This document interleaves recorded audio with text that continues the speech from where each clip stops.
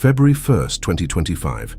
Somewhere between 2:28 and 2:36 in the morning, Nancy Guthrie's pacemaker sent its last signal to her iPhone.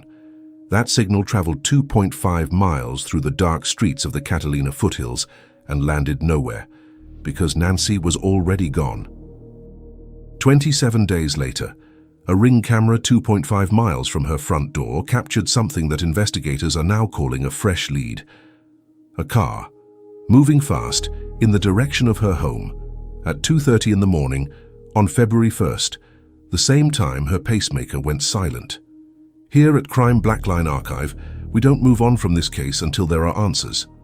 Today is day 28.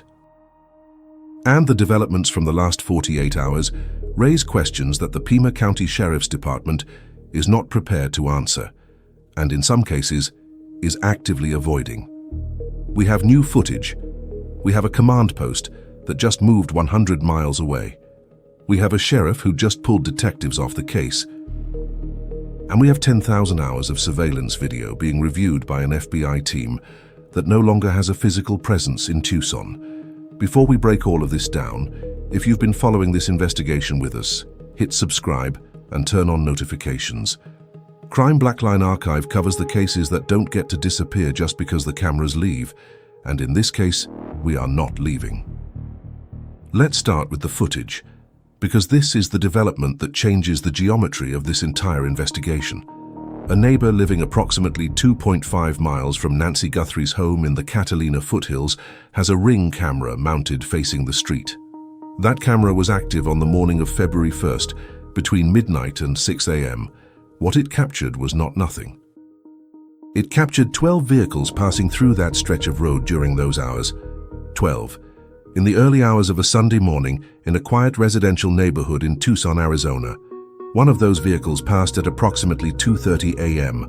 Fox News Digital obtained the footage. Investigators have confirmed it is now part of the active investigation. And here is the detail that makes this specific vehicle significant. According to multiple outlets, including ABC News and Forbes, 2:30 a.m. on February 1st is the approximate time that Nancy Guthrie's pacemaker last synced with her iPhone. Let's be clear about what a pacemaker sync means. Nancy Guthrie's pacemaker was connected to her iPhone through a Bluetooth or wireless health monitoring application. That connection syncs automatically and regularly. It does not require her to do anything. When it stopped syncing, it did not mean the pacemaker stopped working. It meant the pacemaker was no longer within range of the iPhone. Or the iPhone was no longer within range of the pacemaker. Either she left the house with the phone, or someone left the house with her and left the phone behind. At 2:30 in the morning, a car passed 2.5 miles from her front door. Investigators are looking at it. That is all we know for certain.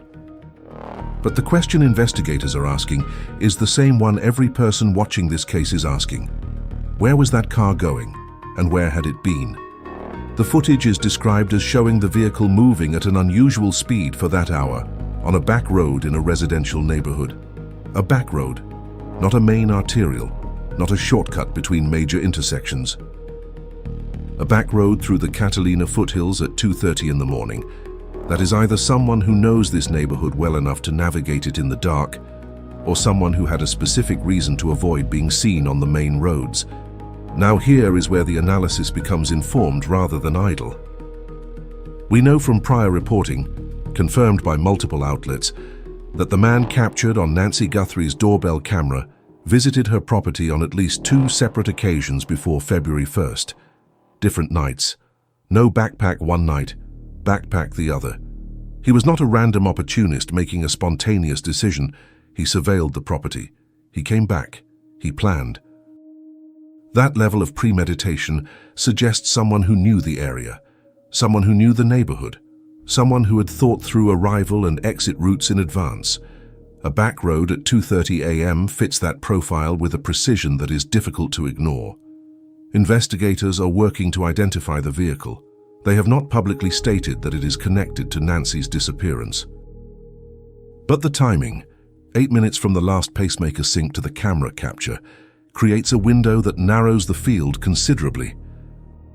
And the FBI, which is now processing this footage alongside 10,000 hours of surveillance material from the broader Catalina Foothills area, has the enhancement technology and the analytical resources to do things with that image that a local department simply cannot. Speaking of the FBI, let's talk about what happened to their Tucson presence, because this is the development that, depending on how you read it, either signals significant progress or raises serious questions about where this investigation is headed. As of February 27th, the FBI has relocated its command post from Tucson, Arizona to Phoenix. ABC News confirmed this directly. The stated reason, according to sources cited in the reporting, Wednesday's search of Nancy Guthrie's home, the convoy, the federal prosecutors, the hour inside the garage, found, quote, no additional investigative work to be done at the property. The FBI is also reducing its physical personnel presence in Tucson. Now, there are two ways to read this, and both deserve to be examined honestly.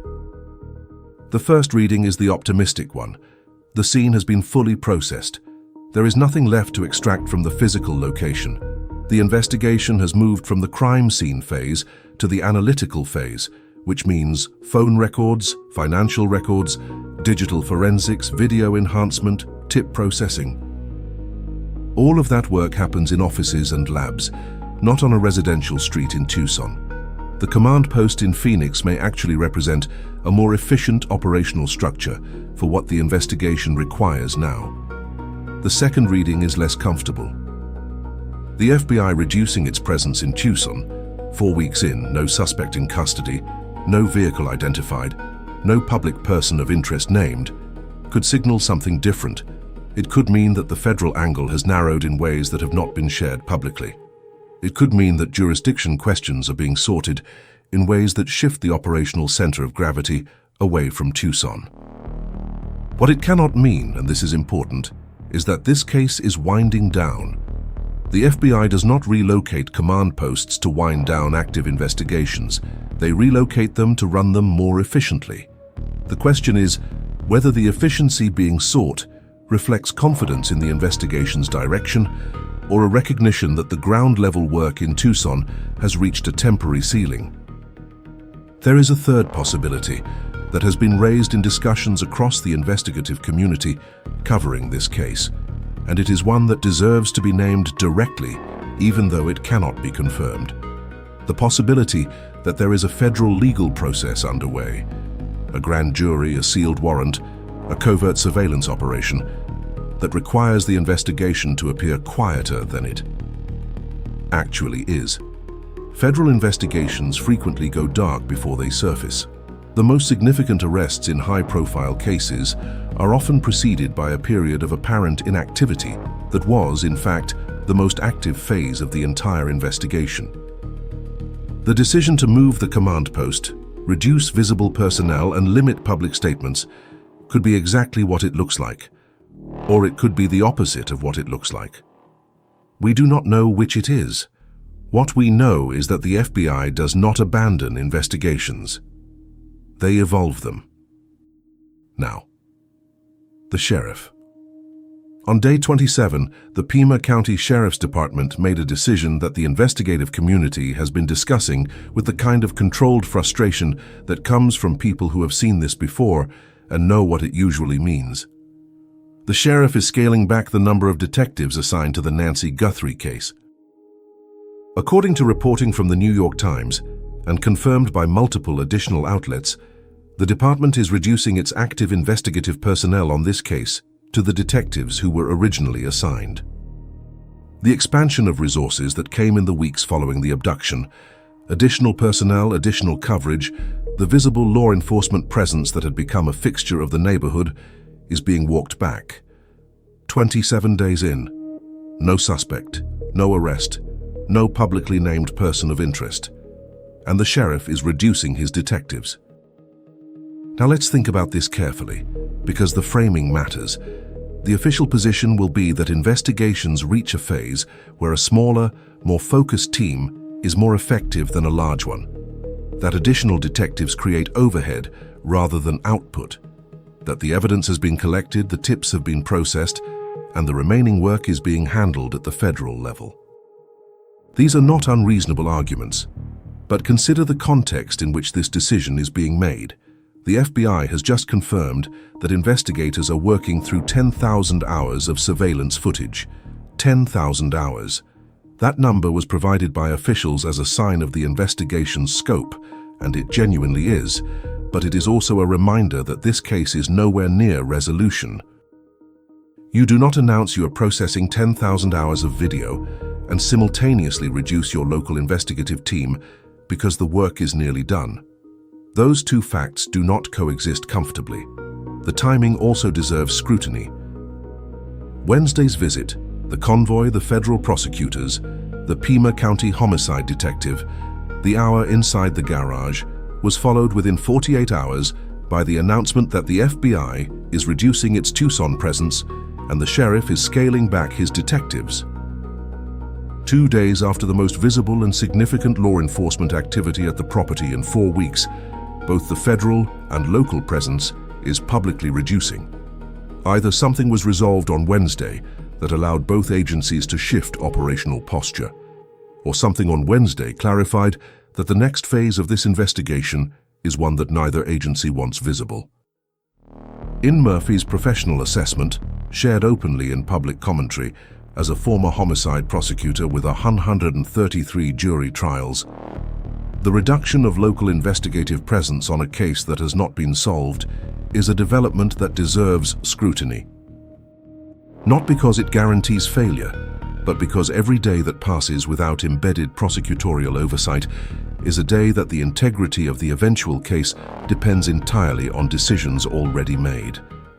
And some of those decisions, in his view, have not been made well. Let's talk about what 10,000 hours of video actually means operationally, because the FBI's official statement on this number was framed as a sign of progress, and it deserves to be examined from both directions. 10,000 hours of surveillance footage is, by any measure, an enormous amount of material. It comes from ring cameras, security systems, business cameras, traffic cameras, and any other recording device within the expanded sweep area around the Catalina Foothills. Investigators have been canvassing this area for weeks. Multiple outlets reported that at least one longtime resident had investigators at her door 5 separate times, specifically requesting footage from January 11th, and the aggregate of what has been collected is 10,000 hours. At normal playback speed, 10,000 hours of video takes 416 days to watch. Even at 4x speed, that is over 100 days of continuous review. This is why the FBI uses artificial intelligence. AZ Central confirmed earlier this week that investigators are using AI-assisted analysis to filter and process the video material. This is standard practice for large-scale federal investigations at this stage. The technology can identify specific vehicle types, track movement patterns, flag unusual activity at designated time windows, and cross-reference footage from multiple cameras to build a continuous picture of a vehicle's or person's movement through a geographic area. What would take a team of analysts months to do manually, AI can filter to a manageable set of high-priority clips in days or even hours. This matters enormously for the ring camera footage from 2.5 miles away. Because if investigators can identify the make, model, color, and partial plate of the vehicle captured at 2:30 a.m., they can then run that vehicle through the broader 10,000-hour dataset and find every other camera that caught it, before, during, and after that critical window. They can potentially trace its route into the Catalina Foothills, and more importantly, its route out. Where did that car come from? Where did it go? Did it pass through an intersection with a traffic camera? Did it stop at a gas station with security coverage? Did it pass another ring camera 3 blocks from Nancy Guthrie's front door 20 minutes before the pacemaker went silent? These are not rhetorical questions. They are the specific questions that AI-assisted video analysis is designed to answer. And the FBI, now operating from Phoenix with reduced visible personnel, may be sitting on answers that have not been released, because releasing them would compromise what comes next. There is one more thread from day 27 that has not received the attention it deserves, and it connects directly to a question that has been sitting at the center of this investigation since the very first week. Savannah Guthrie made a second public plea. Following her initial Instagram statement offering a $1 million reward, Savannah returned to the platform with a direct and personal message. Somebody knows, and we are begging you to please come forward now. Those words, somebody knows, are not generic. They are not the language of a family desperately casting a wide net. Somebody knows is specific. It implies a belief, and likely a belief informed by conversations with investigators, that there is at least one person who has not come forward who has information that matters. Somebody knows suggests a specific person or a small group of people, not the general public, not the hypothetical witness who happened to be walking past at 2:30 a.m. Somebody. A person with a relationship to this crime, to this perpetrator, or to both. The $1 million reward, the timing of the plea, and the specific language Savannah chose, taken together, suggest that the investigation is targeting not just the person who took Nancy, but the people around that person. The accomplices, the associates, the people who know what happened and have not yet decided whether the money outweighs the risk. Savannah's words suggest a belief that the answer already exists, held by someone who hasn't yet chosen to come forward. Now let's go deeper into something that has not been given sufficient analytical attention in the broader coverage of this case, and that is the behavioral profile of whoever was on that doorbell camera. Based entirely on publicly confirmed reporting and the footage described by investigators and multiple credible outlets, we know the following. This individual visited Nancy Guthrie's front door on at least 2 separate occasions before the night of February 1st. On one visit, he carried a backpack. On another, he did not. The visits were on different nights. The sheriff has described these images as belonging to a single event and has called any reporting to the contrary speculative. Every other credible outlet covering this case has confirmed through independent sourcing that they are, in fact, 2 separate nights. Let's sit with what that means. This person came to Nancy Guthrie's door more than once.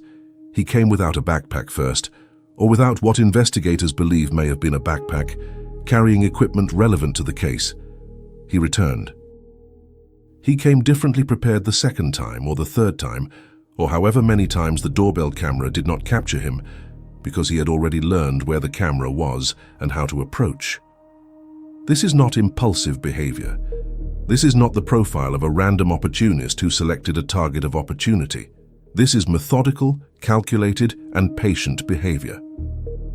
The kind of behavior that investigators associate with a specific category of offender, one who scouts, plans, prepares, and executes on a timeline that exists entirely in his own mind before the victim is ever aware that she has been selected. And here is what that behavioral profile, drawn entirely from publicly confirmed reporting, tells us about the vehicle captured on that Ring camera at 2:30 a.m. If this individual was methodical enough to visit the property multiple times in advance, to arrive on different nights, to vary his approach across visits, then he was also methodical enough to plan his exit. He did not leave that neighborhood without a route in mind.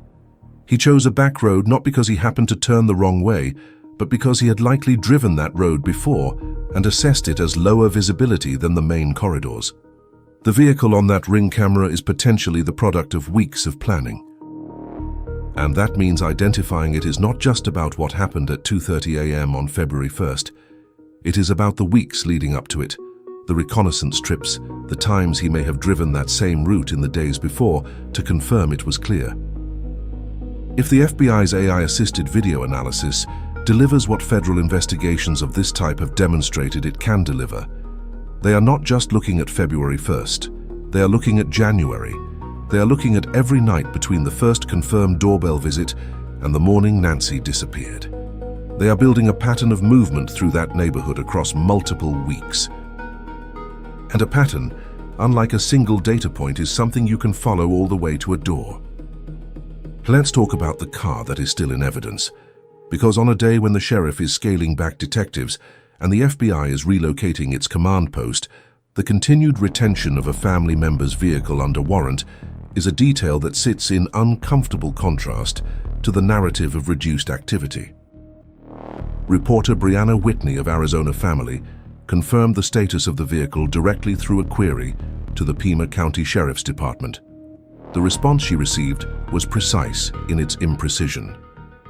All we can say at this time, the vehicle is still part of the investigation. The family has been publicly cleared.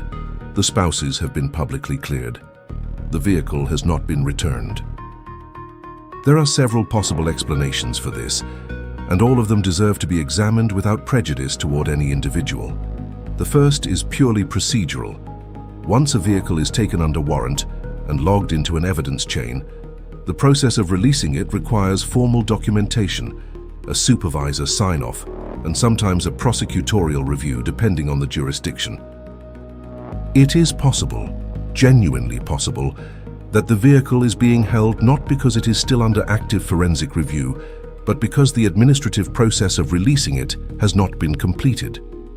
Bureaucracy moves slowly, especially in an investigation of this scale and visibility. The second explanation is more substantive. Forensic analysis of vehicles in cases of this nature is extraordinarily thorough and time-consuming. Investigators are not just looking for visible evidence, they are looking for trace evidence that requires laboratory processing, microscopic transfers, chemical residues, soil composition on tire treads, GPS data from the vehicle's own onboard computer if it has one. Some of that analysis takes weeks even in well-resourced labs. If the vehicle is still at the lab, it may simply be because the analysis is still running. The third explanation is the one that the Pima County Sheriff's Department's own statement leaves open, deliberately or not. The vehicle is still part of the investigation, not was part of the investigation, is present tense. In a case where the family has been publicly cleared, present tense language about an ongoing connection to the investigation is either a bureaucratic formality or a signal. And given the communication history of this department over the past 4 weeks, the public's ability to distinguish between those two possibilities has been significantly compromised. January 11th. That date has surfaced repeatedly in this investigation, and it deserves a dedicated examination rather than a passing mention because the pattern of investigator behavior around it is more telling than any single piece of confirmed evidence. Here is what we know. The Pima County Sheriff's Department issued a broad request for security footage from January 1st through February 1st, the full month preceding Nancy's disappearance. That is standard procedure in an investigation of this kind. You cast a wide net. You ask everyone in the area to preserve and provide whatever footage they have from the relevant period. You then review what comes in and let the evidence tell you which windows are most significant. But at least one longtime resident of the Catalina Foothills told Fox Digital something more specific than that. Investigators came to her home 5 times, not once, not twice, 5 separate visits. And on each of those visits, they asked specifically for footage from January 11th, not the month. The day. 5 visits, same date, same question. When investigators returned to a residence 4 additional times to request the same specific piece of evidence, one of 2 things is happening. Either the footage they received on the first visit was technically unusable, corrupted, incomplete, wrong format, and they kept returning to resolve the technical issue. Or the footage from January 11th contained something they needed to verify to enhance or to compare against other footage from the same date at other locations. The second scenario has implications that ripple through everything else we know about this investigation. We have established through confirmed reporting that the man on the doorbell camera visited Nancy Guthrie's property on at least 2 different nights. If January 11th is one of those nights, if investigators have identified it as the date of either the first or second confirmed visit, then the footage from this neighbor's camera may capture something that the doorbell footage alone cannot provide: a vehicle, a direction of approach, a route. A timestamp that allows them to triangulate his movement through the neighborhood before or after he stood at Nancy's front door. January 11th is 21 days before February 1st. If this individual was at Nancy's door on January 11th, he spent 3 weeks between that visit and the night she disappeared. 3 weeks of whatever he needed to do to be ready. That timeline is not incidental. That timeline may be the investigation. Let's take a step back from the individual developments of the past 48 hours and look at this case from the elevation that 4 weeks of reporting now allows. Because there are threads running through this investigation that individually appear to be unrelated, but together suggest a picture that has not yet been fully articulated in the public coverage. Thread 1. The pacemaker data. Nancy Guthrie wore a pacemaker that communicated wirelessly with her iPhone. That connection went silent at approximately 2:28 to 2:36 a.m. on February 1st. The sheriff has not publicly discussed what the pacemaker data shows in any detail beyond the connection loss. What follows is not confirmed by investigators.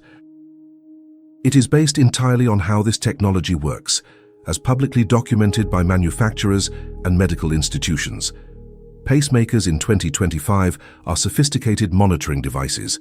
They log heart rate, rhythm, arrhythmia events, and device status continuously. That data does not disappear when the Bluetooth connection to the phone is lost. It stays on the device itself. And when investigators retrieved her iPhone, the location of which at the time of recovery has not been publicly discussed in detail, the pacemaker's own internal log would have been accessible through the health monitoring application at the point of retrieval. What did Nancy Guthrie's cardiac monitor log in the 30 minutes before the connection to her phone was lost? Was there an elevated heart rate consistent with physical exertion or with the kind of acute stress response the body generates under threat? Was there any anomaly that the device registered and stored internally? None of this has been publicly disclosed. The sheriff has spoken about the pacemaker sync loss as a timing data point. He has not spoken about what the device itself recorded in the moments before that sync was lost. That is either because the internal log data is not informative in ways that advance the investigation, or because it is informative in ways that are not yet ready to be shared publicly. Thread 2. The hearing aids. It was reported by the New York Times through an interview with a friend of Nancy's that she had recently begun wearing powerful hearing aids. The significance of this detail, which was treated as a footnote in most of the coverage that mentioned it, is actually substantial when placed in the context of what investigators believe about how the events of February 1st unfolded. If Nancy was taken from her bed, as the original reporting and Savannah's statements suggest, then the question of whether she heard an approach becomes relevant to understanding how entry was made and how quickly events escalated. A person sleeping without hearing aids, as virtually everyone does, in a home that the individual on the doorbell camera had already visited at least twice, is a person whose ability to detect sound is limited by a known medical condition. This raises a question that investigators working this case would consider. Was this vulnerability known to the person who planned this? And if so, how would that knowledge have been obtained? It is possible this individual knew nothing about the hearing aids and simply benefited from a vulnerability he did not anticipate. It is also possible, and this is framed as investigative analysis, not accusation of any individual, that the level of planning evident in this case extended to knowledge of Nancy's personal circumstances that goes beyond what a stranger observing from the street could reasonably acquire. That distinction speaks to the nature of the relationship, if any, between the perpetrator and the victim. And it is a question investigators working any case of this premeditation level will have asked from the beginning. Thread 3. The blood droplets and what they suggest about the timeline. We have established that blood droplets were found both outside on the front entry tile and inside the home. The pattern, according to sourcing that has not been publicly contradicted, was not consistent with an extended physical altercation. It was consistent with movement, a person or persons moving through the home and out the front door while a bleeding injury was present. The front door, not the back, not a window, not a side entrance. The front door, which faces the street, which has the doorbell camera, which is the most visible point of exit on the property. The location and pattern of the blood droplets, according to forensic methodology, can indicate the general sequence of movement through the space. Investigators trained in blood spatter analysis are equipped to interpret what that pattern means for the timeline, when the injury occurred relative to the exit, the direction of movement, and whether the pattern is consistent with assisted or unassisted movement through the space. That analysis, if it has not already been completed by the federal prosecutors who walked through the property on day 25, is among the first things a prosecutor embedded in a case of this nature would request to review.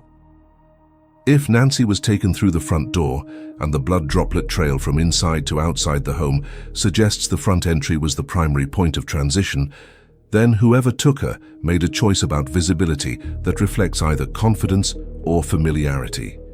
Walking out the front door in the middle of the night is not the choice of someone improvising. It is the choice of someone who had thought through the geometry of the exit in advance. And within 8 minutes of that exit, a vehicle passed a ring camera 2.5 miles away. There is a question that has not been asked publicly with sufficient directness, and it is one that this investigation now demands. How did he move Nancy Guthrie from inside that house to a vehicle outside? The evidence suggests Nancy was unable to resist at the point of exit. The blood droplet pattern, the absence of signs of extended struggle, and the speed with which the entire event appears to have concluded all point toward a transition that was faster than a prolonged confrontation would allow. Investigators working cases of this nature typically examine whether the victim was incapacitated prior to being moved, a determination that the forensic evidence at the scene is designed to answer, and one that the federal prosecutors who visited the property on day 25 would have prioritized in their review of the physical evidence. What we know from publicly confirmed reporting is that this individual, based entirely on the footage described by investigators and reported by multiple credible outlets, moved with deliberateness and physical capability throughout his documented interactions with this property. He carried equipment, he navigated the property, he left. The question of how he managed the transition from inside the home to whatever vehicle may have been waiting is one that the 10,000 hours of surveillance footage, the ring camera at 2.5 miles, and the pacemaker's internal data log may collectively be able to answer in ways that no single piece of evidence can answer alone. Let's talk about silence, because the silence itself has become a form of communication in this investigation. The Pima County Sheriff's Department has announced that it will limit future media updates to instances where new information, in its judgment, warrants release. The sheriff has not held a press conference in days. Individual media interviews have also become sparse. The FBI's field office in Phoenix has not commented publicly on the relocation of the command post beyond what was confirmed through sourcing by ABC News. The U.S. Attorney's Office for the District of Arizona confirmed the visit to Nancy's property on Wednesday through a single statement describing a routine legal process, and has not spoken since. The Pima County Attorney's Office issued one statement confirming that veteran prosecutors from their office continue to work with the Sheriff's Department, the FBI, and the U.S. Attorney's Office. That statement has not been followed by any additional communication. 4 agencies, near total public silence. Total. There are 2 frameworks for understanding institutional silence in an active criminal investigation. The first is operational. You go quiet when you are close to something. When surveillance is active, when a grand jury is meeting, when a warrant is being prepared, when an arrest is imminent. You do not hold press conferences. You do not issue statements.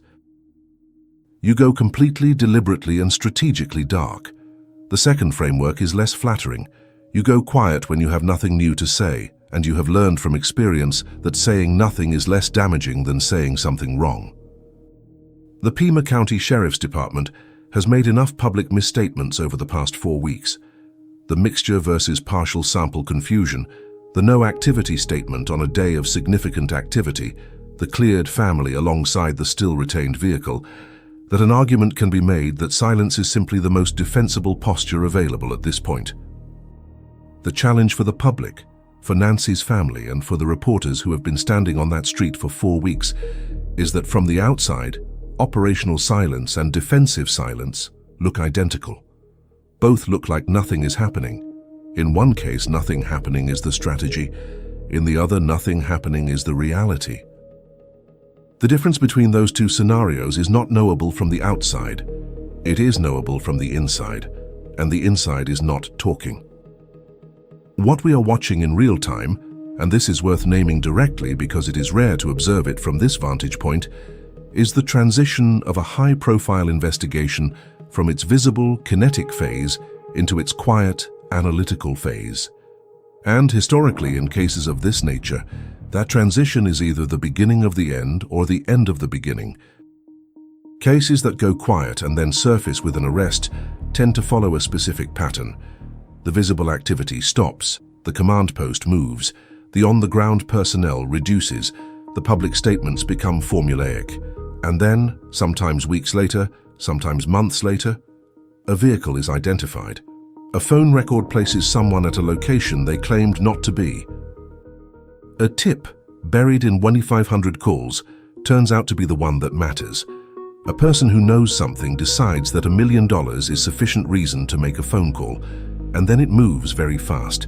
Cases that go quiet and stay quiet tend to follow a different pattern. The leads dry up. The physical evidence has yielded what it is going to yield. The tips become repetitive. The FBI's AI processes all 10,000 hours of footage, and the vehicle at 2:30 a.m. turns out to be unrelated to the investigation. The January 11th footage shows nothing identifiable. The DNA from the partial sample never generates a CODIS match.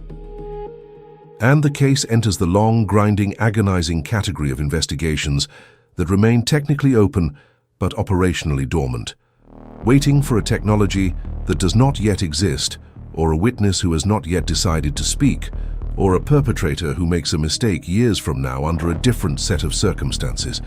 Neither of those outcomes is certain. Neither is off the table. What is certain is that the next several weeks in this investigation, the quiet weeks, the weeks without press conferences and daily updates and convoys on residential streets, will determine which of those paths this case is on. The Guthrie family is living inside that uncertainty. Savannah Guthrie is posting on Instagram saying somebody knows because she believes, and investigators have presumably given her reason to believe, that the answer is not lost, that it exists, that it is being held by someone who has not yet made the decision to release it. $1 million is a significant incentive to make that decision. Here is where the case stands on day 28. Nancy Guthrie has been missing for 27 days. No suspect has been publicly named. No arrest has been made. No vehicle has been officially identified. New Ring camera footage from 2.5 miles away captured a vehicle moving at an unusual speed at approximately 2:30 a.m. on February 1st, 8 minutes from the last recorded sync of Nancy's pacemaker. Investigators have confirmed the footage is part of the active investigation. The FBI is using AI-assisted analysis to process 10,000 hours of surveillance footage from across the Catalina Foothills area. The FBI has relocated its command post from Tucson to Phoenix, citing the completion of on-site investigative work at the property. The Pima County Sheriff's Department has scaled back its detective presence on the case. Both developments occurred within 48 hours of the most significant visible federal activity at the property in 4 weeks. January 11th continues to emerge as a date of specific investigative interest, with at least one neighbor reporting 5 separate investigator visits requesting footage from that specific day.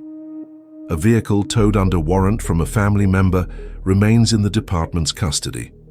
The family has been publicly cleared. The vehicle has not been returned and is described in the department's own words as still part of the investigation. Savannah Guthrie has made a second public plea, using language that points not to the general public, but to a specific someone who already has the answer and has not yet chosen to come forward. And somewhere in 10,000 hours of video footage from the dark streets of the Catalina Foothills, there is almost certainly a frame, maybe several frames, that shows exactly where that car at 2:30 a.m. was going.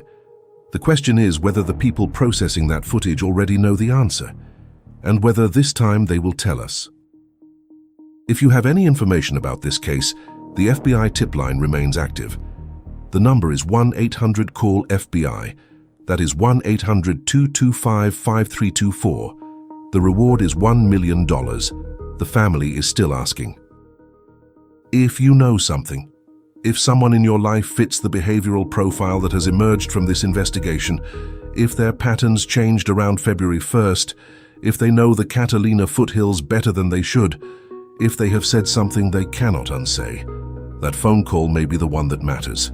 Subscribe to Crime Blackline Archive if this investigation matters to you. Drop your theory in the comments. Specifically, what do you think that vehicle was at 2:30 a.m.? And do you think the FBI already knows who was driving it? We will be here on day 29 with whatever comes next. Because 28 days in, with a federal convoy that officially didn't happen, and a pacemaker that went silent at exactly the wrong moment, this case is not over, not even close. These are not just stories. These are real people, real lives, and real mysteries that deserve to be remembered.